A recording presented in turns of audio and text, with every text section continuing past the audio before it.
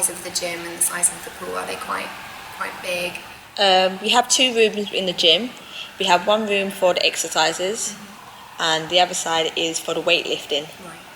And they have bike section for the ever biking as well. Okay. And also they have mirrors. Okay. My favourite, I really like going running. Do they have quite a lot of treadmills? Yeah, quite a few. All right, that's really good. And what about the pool? The pool is 25 metres. Right. We have lanes. We have 3 lanes. But obviously when we have swimming lessons or in the middle of the day, it might be a bit busy because the kids are there. Right, so after work, about 8 o'clock, to be closed, is quite calm then. Cool. And in the lane swims, do you have different speeds? Yeah. So if you want to go slow, you can go in the slow lane. Medium and fast. Good. Yeah. That's useful, I think. All right. Well, this sounds great. It's a good package. I'd really like to sign up. Can you tell me what information you need from me in order to do that? Yeah, all we need is obviously just ID, so that's like something like your passport and a bill with your address. Okay, perfect. That sounds great. And then we can sign you up. Great, thank you very much. Okay then, thank you.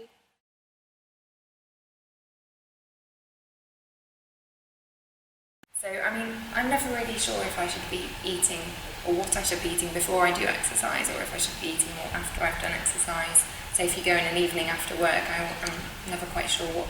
Okay, so after work, then we'd say that you've had lunch and dinner then. Breakfast, lunch? Yeah. Probably not dinner. Yeah. Okay. So maybe a bar or something, a breakfast bar, something like that, something, or some nuts, raisins, anything like that to start with. Just for energy? Yeah, just for a bit of energy. And then after you finish your workout, then you'd probably eat something a bit more balanced. Okay. Me personally, you can eat anything, but it's just up to just how much and what time you eat it.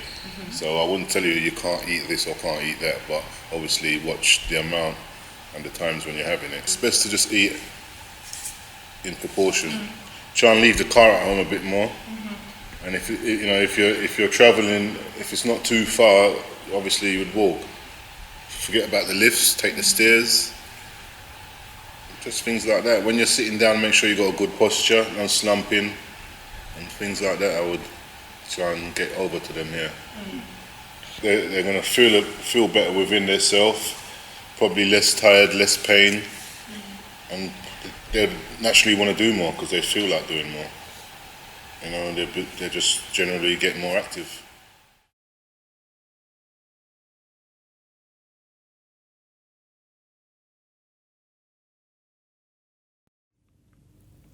I think the main drive for me to attend the gym and to keep healthy is, I look around and a lot of men sort of get to 50 years old and they have big pot bellies and have really let themselves go, and I don't want to be in that position. I don't know, maybe somewhat you could put it down to vanity, I don't know, but at the same point, I don't want to be 40 years old when I eventually start a family and not be able to kick the ball around with my son, or, go for family walks because I'm overweight or unhealthy. Plus, I think, it just puts me in a better state of mind. Work can be, everyday living can be stressful. I think it's good to sort of get to the gym and let out a lot of stresses. I don't think anybody actually enjoys going to the gym. Well, I know I don't really enjoy it, but once you're there, you just kind of go into automatic mode and you go through the motions, and when you leave, you actually I feel 10 times better. And it just helps me sort of release stress and gives me energy to just cope with everyday life.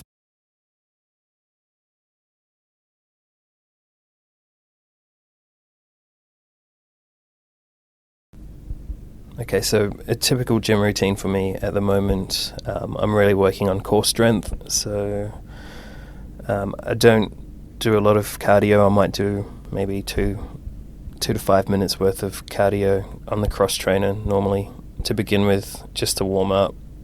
Once I feel nice and warmed up, I do more free weights, so I'll alternate sessions. So one day I'll do legs and lower back, and the next session will be sort of chest and shoulders.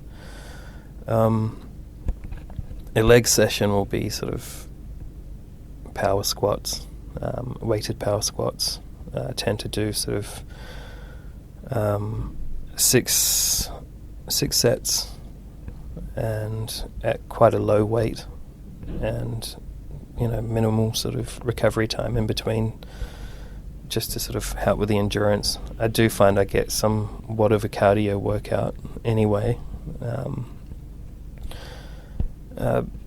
Beyond that though, sort of chest and arm sessions would sort of involve bench pressing, standing sort of shoulder press. Again, sort of quite a high number of sets but low repetitions. So a high number of sets might include sort of 6 sets, and the repetitions might only be like sort of 5 to 6 repetitions per set. The reason why I'm doing core strength, I find it helps with explosive sort of power, and I guess it's what I know as well, because growing up I used to play quite a bit of contact sport, and it was all about sort of short, sharp, explosive bursts of energy. I think it just sort of helps out with coping with everyday life.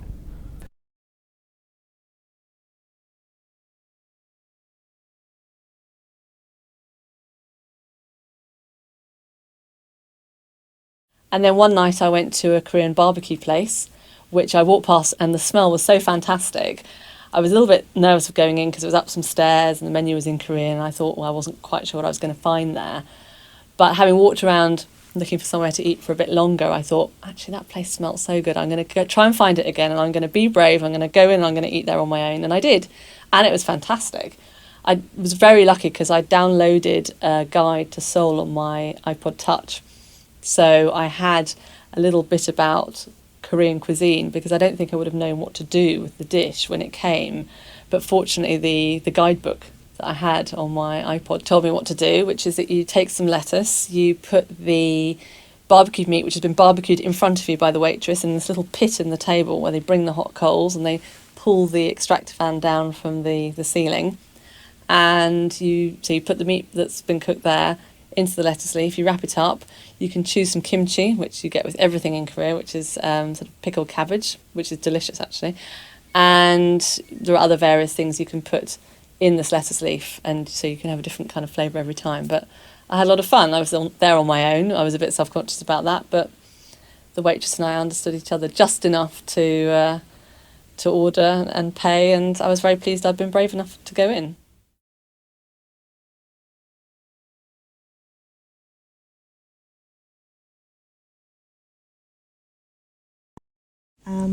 Because Simon works for himself, he works from home mostly, so I have to be honest and say my dinner is ready for me most evenings. So it tends to be a mixture. Simon's very regimented, so there's a few things he can cook and can cook well, so I try and get him to veer off the norm from time to time.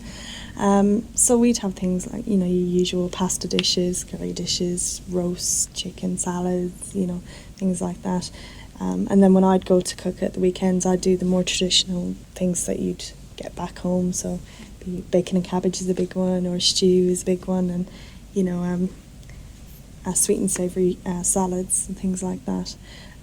So we're sort of very basic cooking at home, because I don't do a lot of it, and I don't profess to be the world's greatest chef either. We tend to go out a lot. There's just the two of us, so we like to go out and socialise. So we'll go out with family and we'll go out with friends, and it's a varied mixture. I like to try new things. So for instance, last weekend we met with our old neighbours that we used to live beside, and we went to an Italian restaurant across the road from them, which is really, really nice. But at the same time, this weekend we're going out with more friends, and we're going to a bistro, which is more English food, and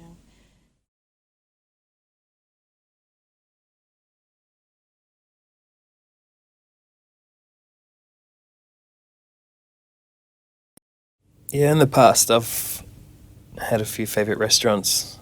There was a nice little Thai restaurant which was down the road from where I lived back in Sydney, and it was just a nice family run. It's a small place, and I guess the food was great, but more than anything, I liked the service there, and the guy that owned the restaurant was really friendly and, treated us like family. So we'd keep going back, and would recommend it to other people, to other friends, and.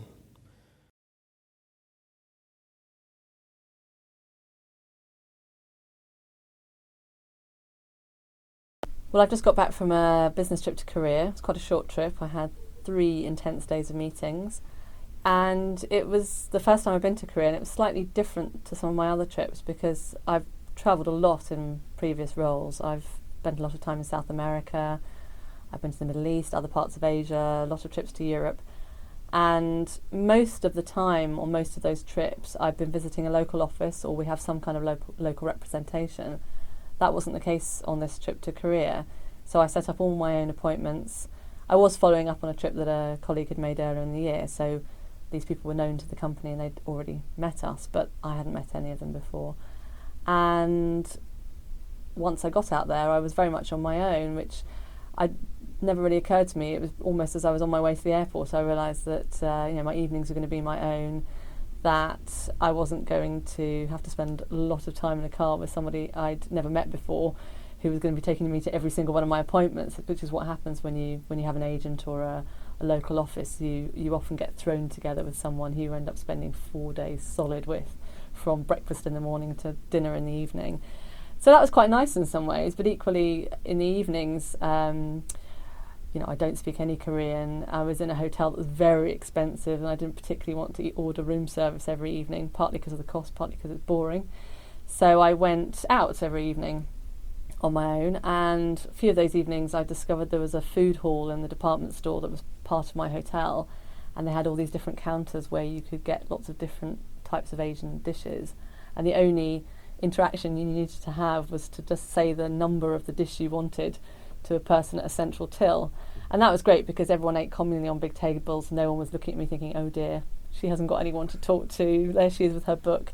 And it was fun because there were lots of different people there, families out together on the Sunday night when I first went down there.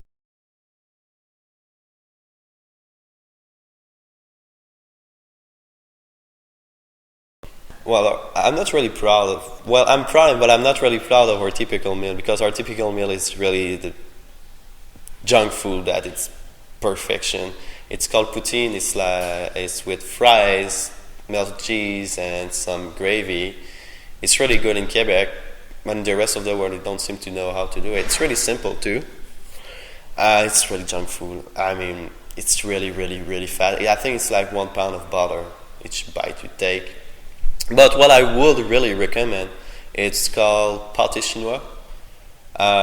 It's steak, potato, and corn mixed together to form like some kind of a patty, and it's really good. Well, it's healthier, but it's a Canadian meal. It's not really from Quebec. Quebec, we only have poutine. And I don't know why we're so proud of it. It's really yeah.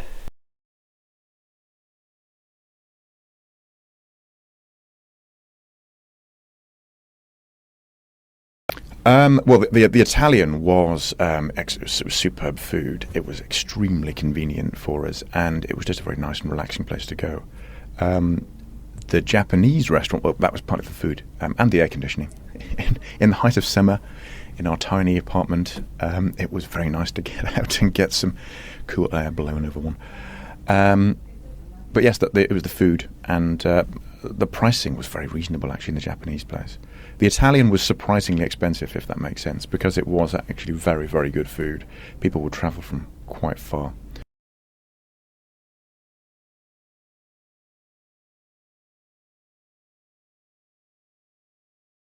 Touch rugby is a form of rugby which is far simpler than the full rugby union game. It can be used as a training exercise, primarily for people who don't really want to get into the full contact side of the game, because rugby is a very physical game. So instead of full tackling and putting people on the ground and stepping on them in the mud, you just touch them with both hands, and then the game stops very quickly, and the ball is recycled, so it's passed back to your teammates. That will happen 5 or 6 times depending on what rules you're playing, and then the ball, if there's been no score, then the ball will go over to the other seat. So it's a much gentler game. It's very, very quick and exciting to play, but it's much less physical.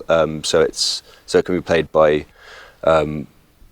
men and women together. It can be played by children. And it's really good to have a mixed game, actually, and you can get a lot of mixed skill sets playing in the same game without too much damage to reputation or to body.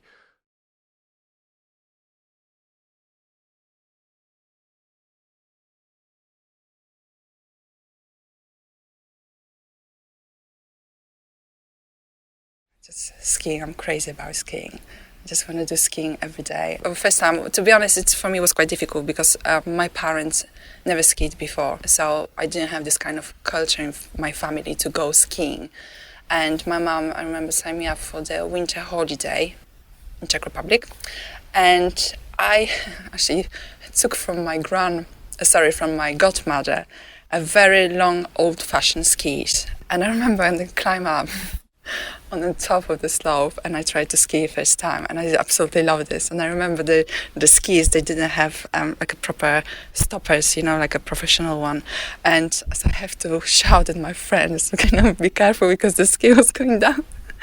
So I almost killed my friends at the same time. And after that, when I got back home, I said to my mum, I really would like to ski. And my mum managed to actually send me every winter to Czech Republic for 1 or 2 weeks holiday for proper skiing and with proper instructors. So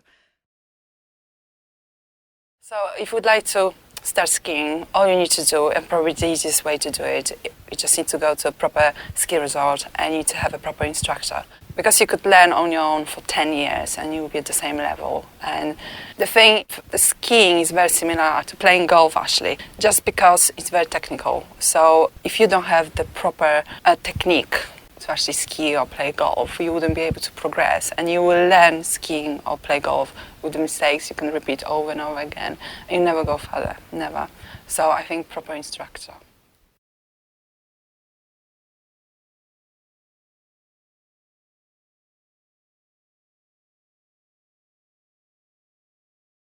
Big sport in Quebec, well, it's also the big sport in Canada, it's hockey, of course, it's a religion.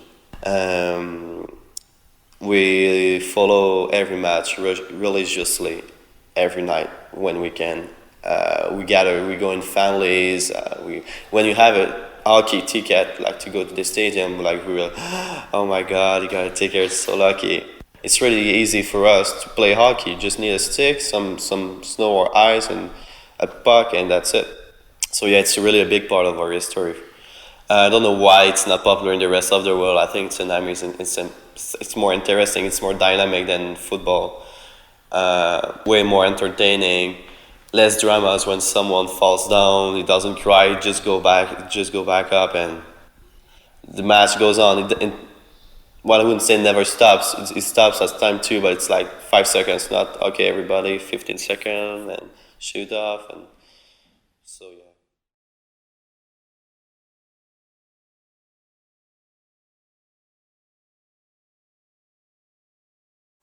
I'm not a sports person myself, and the only sports really I follow would be Gaelic football, which is obviously an Irish sport. It's not practiced over here at all. I think it is a little bit in the London Irish parts of London, where you have the larger groups of Irish people living around, and we travel over and back from my county in Ireland to play every now and then.